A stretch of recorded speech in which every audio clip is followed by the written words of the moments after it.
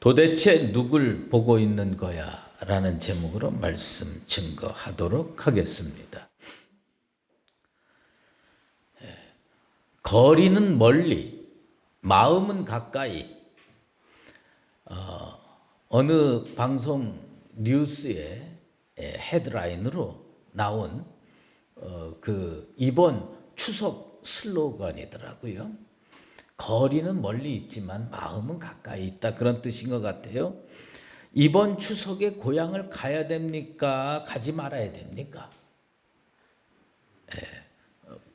여기 계신 분들도 입국 다물고 계시니까 갑자기 할 말이 없네 내가.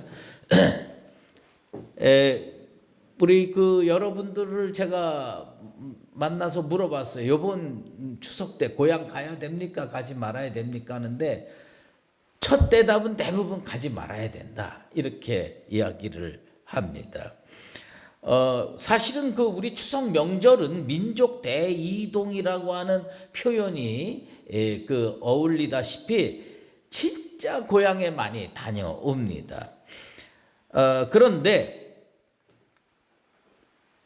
이 거리는 멀리, 마음은 가까이, 이 방송의 슬로건은 무엇을 의미하느냐? 이번 추석 연휴 기간 동안에 고향에 가서는 안 된다. 전염병 때문에, 코로나19 때문에 가서는 안 된다. 그리고 심지어 고향에 계신 부모님으로부터 오지 말라는 전화를 받은 분들도 꽤 많고요. 그 다음에 공원 묘지라든지 이런 묘지 관리에서 카톡이 옵니다. 오지 말아 달라고. 이런 현상입니다. 참 우리가 지금까지 살면서 체험해 보지 못한 새로운 현상이라는 생각이 듭니다. 그래도 고향을 가겠다면 어떻게 말리겠습니까? 그런데 고속도로 휴게소에서도 음식 먹으면 안 되고 화장실만 들려야 된다, 그런 얘기가 있습니다. 그리고 또 마을 입구에 현수막 붙었더라고요. 뭐냐면 불효자만 옵니다. 예, 불효자는 옵니다가 아니고 요번에 가는 거는 완전히 불효자다. 그건 뭐냐면 고향에 계신 부모님께 전염병을 옮길 수도 있다, 그런 얘기지요. 평생 목사로서 설교하면서 저는 그런 체험을 많이 하는데요. 우연찮게 생각이 되지만 그게 다 난 하나님의 섭리라고 생각이 되는데요. 어떤 절기와 그냥 저는 예를 들면 마가복음을 순차적으로 이렇게 쭉 강해를 해 나가고 있는데 그게 그냥 이렇게 딱 맞을 때가 참 많나요. 그게 뭐냐면 하나님께서 다 우리에게 꼭 필요한 말씀을 주시기 위해서 역사하신다, 이런 생각이 들어요. 그것은 뭐냐면 이번 추석 연휴 기간인데 오늘 하나님께서 우리에게 주신 본문의 말씀을 살펴보면 예수님께서 고향 가시는 사건을 다루게 되는 겁니다. 고향이란 말을 제가 사전을 찾아봤어요. 여러분, 고향이 뭡니까? 고향은요, 사전에는 이렇게 쓰여 있습니다. 자기가 태어나서 자란 곳, 자기가 태어나서 거기서 자란 곳을 고향이라고 하는 겁니다. 그런데 어떤 사람은요, 태어나고 금방 어디로 이사를 해가지고 태어난 곳과 자란 곳이 다를 수가 있어. 태어난 곳과 자란 곳이 다를 수가 있어요. 그러면 태어난 곳이 고향입니까? 자란 곳이 고향입니까? 네, 그래요. 그건 뭐냐면 오늘 눈치 빠른 분들은 바로 대답이 나오죠. 예수님 어디서 태어났죠?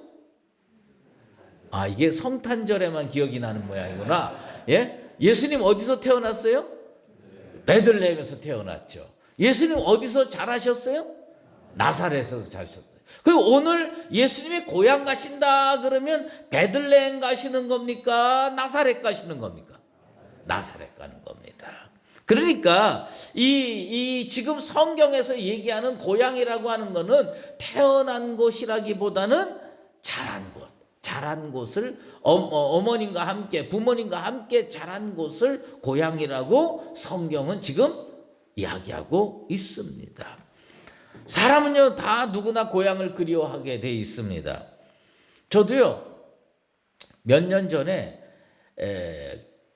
갑자기 제가 어렸을 때 자랐던 곳을 한번 쭉 이렇게 살펴봐야 되겠다. 그래가지고요 사진기 걸러매고 제가 여러분한테 여러 번 얘기를 했죠. 제 주민등록 초본을 떼어보면은 한 장이 아니라고.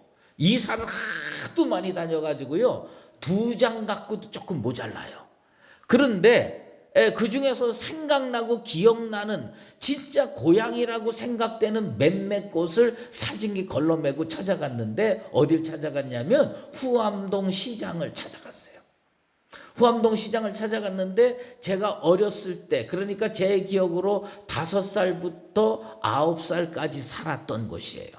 5살부터 9살까지 살았던 그곳을 찾아갔는데 뭐 약간 바뀌긴 했지만은 그 60년 전에 55년 전에 그때 고모습 그대로 꽃집이 있더라고요. 거기가 가게였어요. 저희 아버님이 장사를 하셨는데 그 가게인데 그 가게 잡화 가게가 아직도 있더라고요. 그래서 저는 너무 반갑고 옛날 내가 살던 대로 그대로 남아있으니까 너무 좋아가지고요 사진기 탁 꺼내가지고 찍었는데 거기 사는 사람이 나와서 왜 찍냐고. 그래서 제가 설명을 했죠. 내가 여기 60년 전에 살았는데 내 옛날에 살던 곳이라서 너무 보고 싶어서 와가지고 사진 찍는다고 그랬더니 그분이 그래 찍지 말라고. 그래서 찍다가 못 찍고 쫓겨났어요. 선지자는 고향에서 대접 못 받습니다. 근데 어쨌든 그렇게 되는 거예요. 나사렛은요 예수님의 제2의 고향입니다. 그런데 그 제2의 고향을 우리 주님께서 왜 가셨는지 우리는 그것을 좀 살펴볼 필요가 있어요. 사실은요 예수님 공생의 가운데 나사렛을 몇 번 갔느냐 주경학자들에 따라서 해석이 다르지만 제가 성경을 쭉 이렇게 살펴본 바에 의하면 예수님 공생의 초기에 한 번 가셨고 예수님 공생의 말기에 한 번 가십니다. 근데 어쨌든 보면 말이에요 지금 오늘 본문에는 첫 번째 간 장면이 아니고 2번째 간 장면입니다. 예수님께서 2번째 가서요. 첫 번째도요 가셨는데 누가복음 4장 29절에서 30절에 보면요 그 낭떠러지까지 이렇게 밀쳐서 떨어뜨리려고 했는데 예수님께서 지나서 거기 빠져나왔어요. 주님께서요 첫 번째 그 사역하다가 가셨을 때도 찬밥 대접 받으셨어요. 근데 이번에 또 가는데도 또 찬밥 대접 받으셨습니다. 우리 주님께서 왜 나사렛에 2번이나 가셨을까? 전 그렇게 생각합니다. 뭐냐면 우리 주님이 온 세상에 복음을 증거하면서 온 인류에게 구원의 문을 열어주시는데 고향은 더 구원하고 싶으셨을 것이다. 그래서 2번 찾아가셨을 거다. 그러니까 예수님께서 이제 갔는데 마침 그날이 안식일이었어요. 그래서 이 안식일에 회당에서 이제 우리로 얘기를 하면 설교를 하시는 겁니다. 거기에서는 이제 성경 읽고 이제 말씀을 선포했는데 그 예수님 당시만 해도요 이 회당장의 권세가 대단했습니다.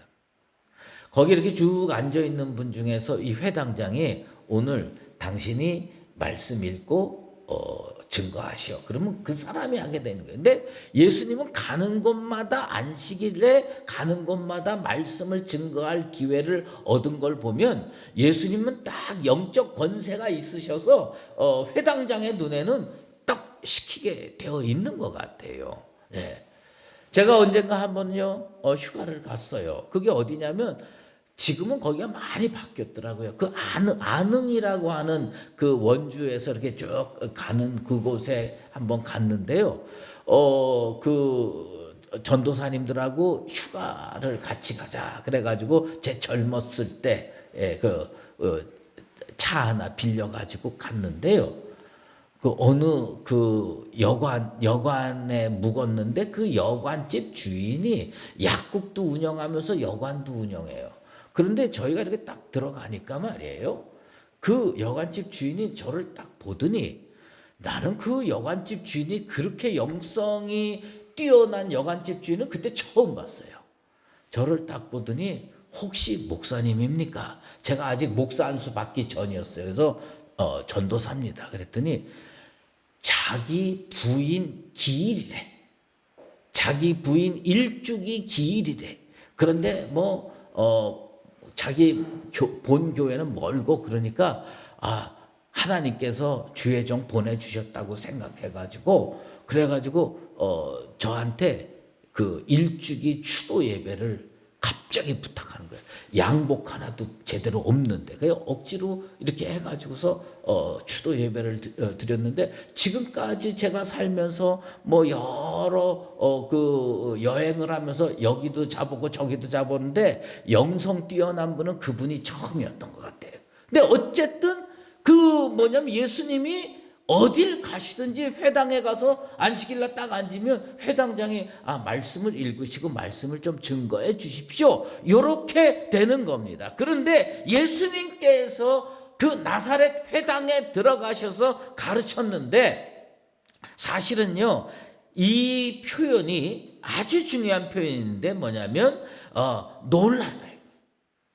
놀랐다. 그 놀랐다라는 표현을 부정가고 3인칭 단수로 쓰여 있어요. 이것은 뭐냐면요. 말씀 1시간 다 끝난 다음에 놀랐다는 얘기가 아니에요.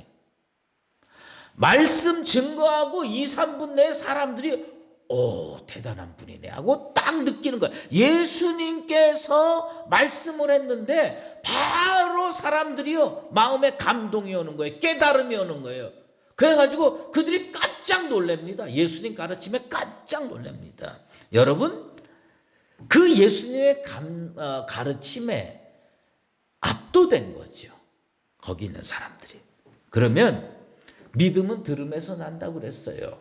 로마서 10장 17절 말씀처럼 믿음은 들음에서 나옵니다. 그럼 말씀 듣고 놀랐으면 믿으면 되잖아요. 예수님은 하나님의 아들이로구나. 예수님은 메시아로구나. 예수님을 믿으면 내가 구원을 얻겠구나 하고 딱 감동이 오면 믿으면 되는데 나사렛 사람들은요 깜짝 놀라기만 했어요. 여러분 듣고 놀라는 거는 신앙이 아닙니다. 듣고 감탄하고 듣고 놀라는 거 좋아요. 그런데 듣고 놀랐으면 믿어야 됩니다. 오늘 이 자리에 나와서 주님 말씀 앞에 나온 모든 분들이 오늘 이 생명의 말씀을 듣고 놀라는 차원에 머물지 마시고 듣고 놀라고 믿게 되기를 주의 이름으로 축원합니다. 감탄하는 게 신앙인 줄 아세요? 대단해. 그거 신앙 아닙니다. 그냥 감탄인 거예요. 감탄은 감탄일 뿐입니다.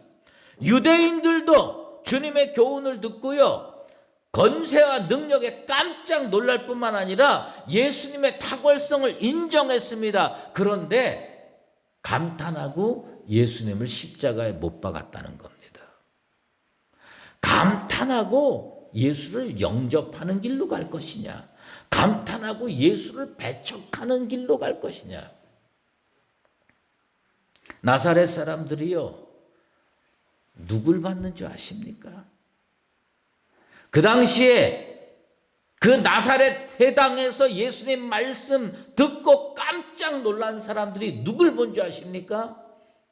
여러분 오늘 이걸 꼭 붙들어야 됩니다. 말씀 듣고 누굴 봤느냐? 고개를 돌려서 마리아를 봤어요. 말씀 듣고 고개를 돌려서 야고보를 보고 요셉을 보고 시므온을 봤어요. 예수님의 육신의 형제들을 본 거예요. 깜짝 놀랐으면 계속 예수님을 바라봐야죠. 깜짝 놀랐으면 계속 하나님을 바라봐야죠. 깜짝 놀랐으면 계속 성령 안에 있어야지요. 그런데 이 사람들이요, 깜짝 놀랐습니다. 깜짝 놀라고 고개를 돌려서 누구를 봤느냐? 마리아의 아들이네.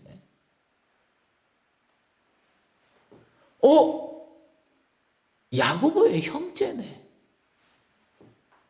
시므온의 형제네. 저 사람 목수였잖아. 여러분, 기껏 목수 주제에 나가서 말씀을 증거해? 이거 말도 안 되는 거다.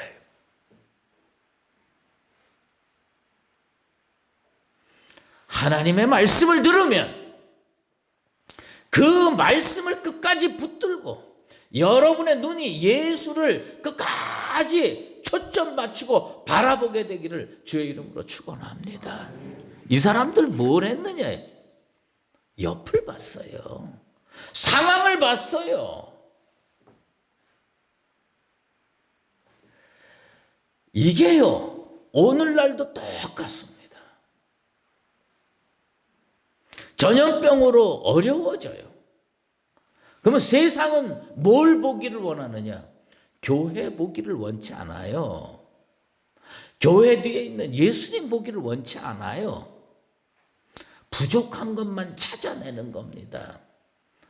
저 목사님은 부족해. 저 교회는 부족해. 그러면 그다음 뭐냐면 교회가 착한 일하고 교회가 올바른 일하고 예수쟁이들이 세상에 나가서 바르게 살면 그때는 깜짝 놀라서 박수 치다가 그 다음에 누굴 보느냐? 옆을 보는 겁니다. 마리아를 보는 거예요. 야고보를 보는 거예요. 교회 건물을 보는 거예요. 찬양팀을 바라보는 거예요. 그 다음에 기자재를 바라보는 거예요. 여러분 오늘 핸드폰 바라보면서 예수님 놓치지 않게 되기를 간절히 부탁드립니다. 핸드폰 바라보는 게 아니고 예수 바라봐야 돼요. 예수 바라봐야 삽니다. 그런데 뭘 받느냐? 예수님의 놀라운 말씀 듣고 가슴에 꽝 하고 뭐가 다가왔는데 눈을 돌려서 누굴 보냐? 저 사람이 마리아의 아들 아니야? 자꾸 딴 거를 보는 겁니다. 나는 한국 사회가 교회 건물 보지 않게 되길 바라고요. 그리스도 예수쟁이들을 바라보지 않게 되길 바라고요. 한국 사회가 하나님을 바라보고 예수님을 바라보게 되길 바랍니다. 자꾸 안 봐도 되는 것만 자꾸 보려고 그래. 그게 세상 사람들이 하는 일이에요. 유대인들이 하는 일이 뭐였느냐? 예수님 말씀 증거했으면 예수님 봐야죠. 뭘 봐야 되느냐? 본질에 주목하라. 지금 이 안식일에 뭐 하고 계시냐? 예수님이 말씀 증거하는데 본질이 뭡니까? 그는 하나님의 아들이고요. 온 인류를 구원할 구세주입니다. 본질을 바라봐야죠. 본질을 붙들어야죠. 예배 시간에 나가서 뭘 붙들고 가야 되느냐? 예수 붙들고 가면 되는 겁니다. 그거는 성공적인 예배예요. 그런데 엉뚱한 것만 하는 겁니다. 아이고 아무개 권사가 아프대. 아픈 거 가슴 아프죠. 그런데 그거 보다가 예수 놓치면 안 됩니다. 예수님이 목사면 어떻고요? 지금은 은퇴한 그 스케이팅 잘하는 그 올림픽 금메달리스트 김연아 이야기 잠깐 할게요. 올림픽 금메달 딸 때 그 김연아 선수가 이게 얼마나 그 스케이팅을 멋지게 했습니까? 이렇게 해서 빽 해서 한 2바퀴 돌고 탁 이렇게 착지하고 그거 정말 잘했잖아요. 그런데 그것을요 해설을 하는 겁니다. 그런데 한국 해설자하고요 미국 해설자하고 접근법이 전혀 다르더라고. 여러분은 어떤 해설을 원하세요? 한국 해설자가 이렇게 해설을 했어요. 저 기술은 가산점을 받게 돼 있습니다. 저 지금 코너에서 착지 자세가 약간 불안정한데 그 감점 당합니다. 그래도 우리 김연아 선수가 경기를 완전히 지배했습니다. 그리고 조금 있다가 금메달입니다. 그렇게 해설을 하고 방송을 하더라고요. 저도 그거 들었어요. 근데 그 미국 어떤 방송의 해설자는 이렇게 해설을 합니다. 저 김연아 선수 이렇게 공중 이렇게 돈 거 그걸 꽃잎에 사뿐히 내려앉는 나비 같은 날개짓이 느껴집니다. 제가 잘못 봤습니까? 저 점프를 진짜 천사 같습니다. 감사할 따름이네요. 울어도 됩니까?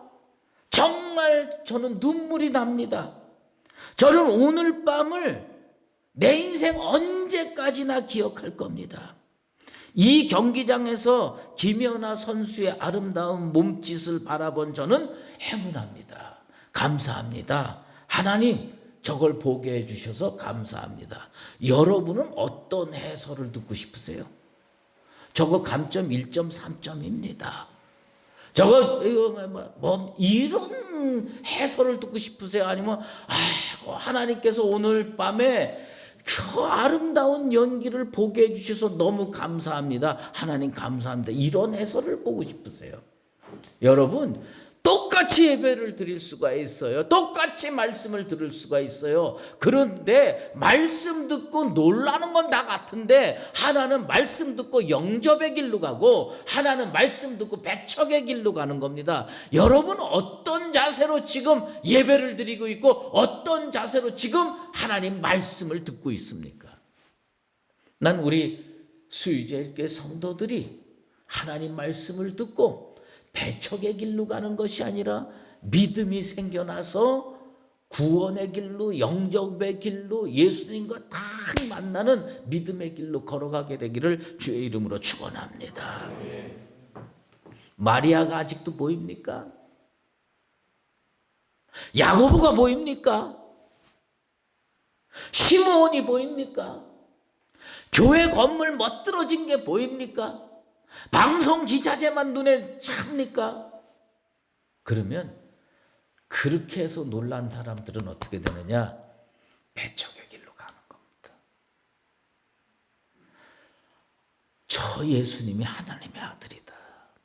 그게 딱 붙들어졌을 때 우리는 믿음의 길로 갈 수가 있는 겁니다. 예수님께서요, 그 사람들이 배척하는 것을 보시면서 그런 말씀하죠. 선지자가 자기 고향과 자기 친척과 자기 집 외에서는 존경을 받지 못함이 없느니라. 거기서는요 아무 권능을 행하실 수가 없다는 겁니다. 누구보다도 따뜻하게 누구보다도 정말 뜨겁게 예수님 환영하고 예수님 옷자락 받들고 기적을 체험하고 말씀으로 변화를 받고 정말 주님 앞에서 믿음의 결단을 하고 나는 평생 예수님 쫓아다니면서 살겠습니다. 나는 예수 잘 믿으면서 구원의 자리로 나아가겠습니다. 이렇게 했어야 되는데 친밀함이 경멸의 요소가 되는 겁니다. 제가 저에게도 고향 교회가 있어요. 어렸을 때 자라난 고향 교회가 있어요. 그 고향 교회에 설교 부탁을 받았어요. 그래서 헌신 예배 설교하러 갔어요. 그 헌신 예배 설교하러 가가지고서 설교를 했습니다. 제가 그 예수님 마음이 이해가 되더라고요. 정말 헌신의 힘을 다해서 설교를 했습니다. 설교를 딱 마치고요. 한 20여 명이 저한테 우르르 몰려옵니다. 그래서 저는 그걸 기대했어요. 아유, 목사님 은혜 받았어요.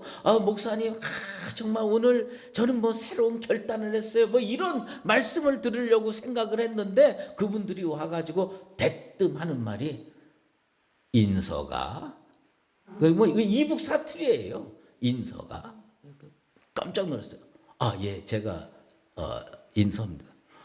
아니, 얘가 어렸을 때 내가 다, 이건 뭐냐면 말씀은 다 사라지고 뭐냐면 옛날 기억만 나는 거예요.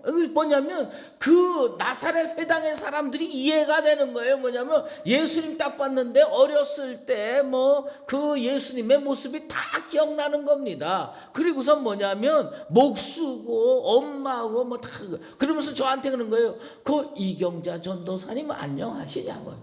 그럼 전부 쓸데없는 얘기만 딱 하고요. 본질은 하나도 안 붙들고. 그래서 제가 그때 나는 다시는 이 교회 안 온다 결심을 했어요. 내 다시는 이 교회 안 온다. 왜요? 가서 해봐야 소용이 없습니다. 뭐예요? 영적인 일은 영적인 것으로 분별하는 법입니다.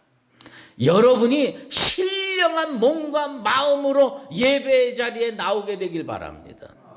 육신의 눈을 가지고 나와서 예수님 본질을 보지 못하고 예수님 주변의 것들에만 눈을 향하면 아무것도 얻을 수가 없어요. 말씀이 귀에 안착하질 않아요. 말씀이 들어와서 나가버립니다. 그리고 엉뚱한 소리만 하게 되는 겁니다. 예수님에 대한 지식, 예수님과 관계된 여러 가지 사건들, 팩트들, 그것들이요, 방해만 일으켰습니다. 하나님 앞에 나올 때 어떻게 나오셔야 되는 줄 아십니까? 은혜 받을 거 외에는 다 내려놓고 오게 되길 바랍니다. 그 야곱이 말이에요. 이제 그 디나 강간 사건을 다 처리하면서 우리 베델로 가자. 베델로 가자 그러면서 뭐예요? 온갖 귀중품과 이런 것들을요 다 땅에 묻고 그리고 갔습니다. 왜요? 하나님 앞에 은혜 받는데 세상 것들이 방해만 돼. 세상 것들이 장애물이 돼. 세상 것들이 거침돌이 돼요. 오늘 이 자리에 은혜 받기에 충분한 것만 갖고 나오게 되길 바랍니다. 정결한 마음 갖고 나오시고요. 뜨거운 열심 갖고 나오시고요. 오직 내 눈은 주님을 향하겠다. 이것만 가지고 나오시면 됩니다. 그러면 거기에 성령이 역사하셔서 말씀이 여러분들을 변화시켜 주시게 될 줄로 믿습니다. 하나님은요, 교만한 자를 물리치시고 겸손한 자에게 은혜를 베풀어 주시는 법입니다. 주님이 권능을 행하실 수 없는 곳이 돼서는 안 됩니다. 하나님의 교회가 어떤 교회가 되어야 되느냐? 주님이 권능을 행하실 수 없는 곳이 돼서는 안 됩니다. 나사렛 회당에서 주님은요 아무것도 안 했어요. 그리고 주님이 그 회당을 어떻게 떠났습니까? 그들의 믿지 않음을 보고 이상히 여기셨더라. 오늘 한국 교회에 하나님이 거참 이상한 교회네. 그런 교회가 꽤 있을 겁니다. 본질에 집중하지 않는 교회. 예수님께 집중하지 않는 교회. 우리 교회는 주님이 합당히 여기시는 교회 되길 바랍니다. 저 교회는 자세가 됐어. 저 교회 성도들은 자세가 됐어. 우리 주님께서 딱 말씀을 선포하실 때 그 한 구절 한 구절이 딱 마음에 안착이 돼서 그 말씀 붙들고 한 주일도 승리하며 살게 되기를 바랍니다. 본질에 치중하십시다. 예수님께 눈에 초점을 맞추십시다. 십자가 붙들고 삽시다. 그래야 우리들은 구원의 반열에 설 수가 있습니다. 사랑하는 수유제일교회 성도 여러분, 여러분은 예배 은혜 가운데 나가는데 장애 요소 다 내려놓고 있습니까? 내 눈길을 끄는 세속적인 것에서 마음을 정해서 주님만 바라봅니까? 주님만 온전히 바라봐서 주님이 주시는 한량없는 은혜와 축복을 받아 누리는 복된 성도와 교회 되시기를 예수 그리스도의 이름으로 축원합니다. 기도하겠습니다. 하나님 아버지 감사합니다. 우리가 세상에서 일하는 것도 아니고 세상에 나가서 활동하는 것도 아니고 이 거룩한 주일에 주회전에 찾아 나와서 도대체 누굴 보고 있는지 스스로 깨우치게 도와주시옵소서. 교회에 와서 예수 보고 가야 되지 않겠습니까? 교회에 와서 말씀 붙들고 가야 되지 않겠습니까? 교회에 와서 하나님 만나고 돌아가야 되지 않겠습니까? 그런데 우리가 여기에 와가지고 이상한 건물에 치중하고 시설에 치중하고 만남에 치중하다가 예수 놓치는 어리석은 일 벌어지지 않게 도와주시옵소서. 나사렛 예수의 고향에 주님께서 2번이나 찾아가셔서 그들 변화되길 원했는데 그들은 합당치 않은 존재들이었습니다. 예수님 앞에 나와서 예수님 말씀 붙드는 것이 아니라 눈을 돌려서 마리아 보고, 눈을 돌려서 시므온 보고, 눈을 돌려서 야고보 보고, 눈을 돌려서 예수님이 목수였다는 사실에 치중하다가 구원받지 못했습니다. 예수님께서 거기서 권능을 행하지 못하는 교회, 거기서 참 이상한 교회라고 느끼시는 교회 되지 않게 도와주시옵소서. 우리 교회는 주님이 오늘 강림하셔서 거기서 예수님께서 권능을 행하시는 교회, 치유의 역사가 일어나는 교회, 말씀의 변화가 일어나는 교회, 심령이 뜨거워지는 교회로 언제까지 주님 앞에 서 있을 수 있도록 은혜 내려 주시옵소서. 예수 그리스도의 이름으로 기도드리옵나이다.